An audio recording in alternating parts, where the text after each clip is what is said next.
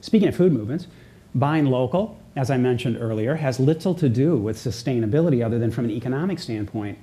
Who would have thought that an interesting but somewhat poorly designed study in 2001 showing that just 28 food items had to travel 1,500 miles to get to a grocery store in Iowa? I mean, who would have thought that study would have created such a tremendous cultural shift to eat only local foods and create new words like locavore and food miles? But we need to be concerned about food choices, right? Not food miles. And here's why.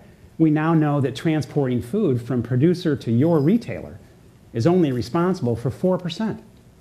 4% of all the fossil fuels used and all the greenhouse gases emitted in the food production process. It's much more relevant to view this a completely different way. The cradle-to-grave assessment. Instead of greenhouse gases, which are important, well, what are all the detrimental effects to get these items to our plate? Well, to calculate that, you've got to go back. You got to go back to where these food items begin. You got to go back. You got to go back to the origins.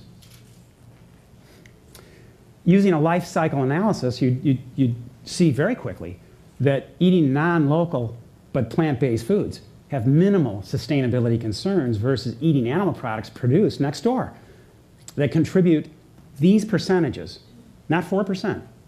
They contribute these percentages to some of the many aspects of global depletion.